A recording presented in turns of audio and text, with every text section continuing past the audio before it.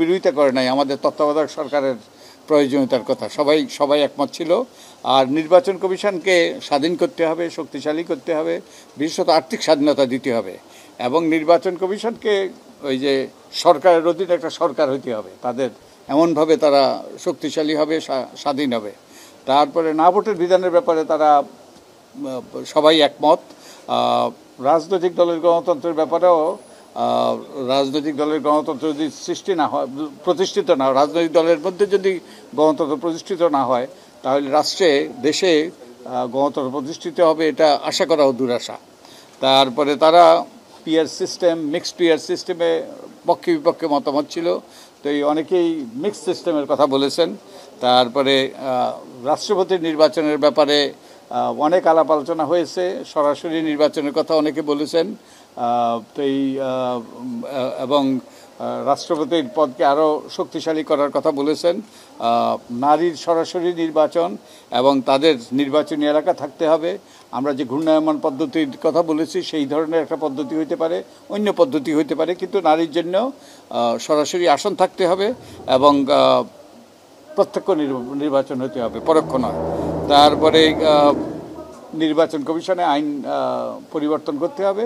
তো এই রকম খোলামেলা অনেক আলোচনা হয়েছে। নির্বাচন ব্যবস্থায় তত্ত্বাবধায়ক সরকার ব্যবস্থাটি স্থায়ীভাবে মানে এটা ইনকর্পোরেট করতে হবে এবং সেখানে তার অধীনে যে নির্বাচন কমিশন হবে সেই নির্বাচন যথার্থভাবে প্রফেসর মজুমদার বলেছেন যে সেই নির্বাচন কমিশনটি কি এই রাষ্ট্রের মধ্যে রাষ্ট্র হতে হবে, অর্থাৎ সর্বতোভাবে governance, in terms of economic power, in terms of law and order তাদেরকে সর্বতোভাবে ক্ষমতা দিতে হবে এবং নানা বিষয় যেমন স্থানীয় সরকার ব্যবস্থা বিকেন্দ্রীকরণ হতে হবে, দলীয় ভিত্তিতে হবে না এবং নির্বাচনী অভিযোগগুলো যাতে খুব তাড়াতাড়ি হয়, নির্বাচন মানে সীমানা পেরিয়ে যায়, টেনিওর পেরিয়ে যায়, অথচ তখনও নির্বাচনী মীমাংসা হয় না আদালতে, সেসব ব্যাপারগুলো আলোচনা হয়েছে এবং আমরা অ্যাপ্রিসিয়েট যে প্রফেসর মজুমদার এবং তার পক্ষ থেকে আমাদের মতো মানে যারা আমরা কনসাস নাগরিক তাদেরকে মতামত নেওয়ার জন্য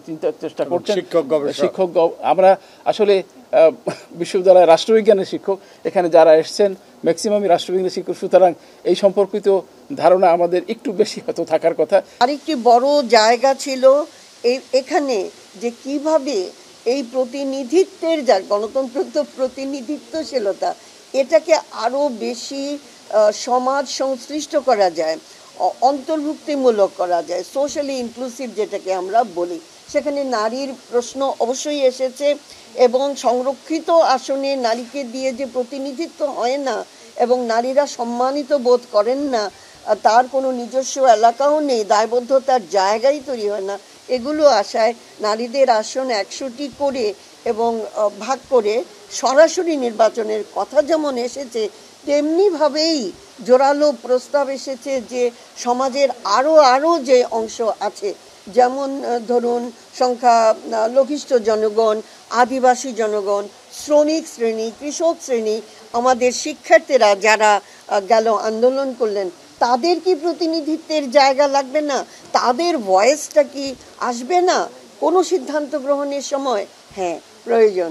তাই কাজে আমরা ভেবেছি কিভাবে সেভাবে সমাজের বিভিন্ন অংশের মানুষজনের প্রতিনিধিত্ব আমরা নিশ্চিত করতে পারি, এমন প্রস্তাবনা যেন আমরা সবাই মিলে করতে পারি।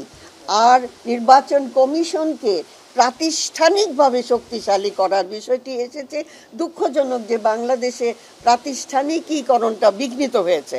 নির্বাচন কমিশনের যেন তার স্বাধীনতার জায়গা থাকে, দায়বদ্ধতার জায়গা তো থাকবেই, কাজের পরিসর থাকে এবং নির্বাচনকালীন সময়ে তাদের কর্তৃত্ব যেন নিশ্চিত থাকে এবং কেবলমাত্র প্রশাসনিক লোকজনদেরকে দিয়ে নয়, জনগণের প্রতিনিধিত্ব দিয়ে, অথবা ওখানেও ব্যালেন্স করে।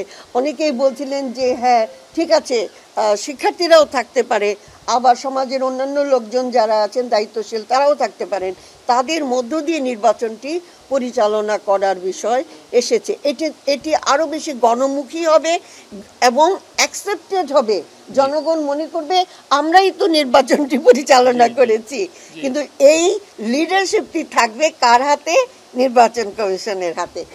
সে জায়গায় আমরা সবাই একমত হয়েছি। কলঙ্কজনক নির্বাচন কমিশন আমাদের অতীতের নির্বাচন কমিশনগুলো যে কলঙ্কজনক নির্বাচন করেছে, পাতানো নির্বাচন করেছে, তো তারা এটা করার মাধ্যমে তারা শপথ ভঙ্গ করেছে, তারা সংবিধান লঙ্ঘন করেছে এবং এর তাদেরকে বিচারের আওতায় আনা কথা প্রায় সবাই বলেছে। তো সবাইকে ধন্যবাদ।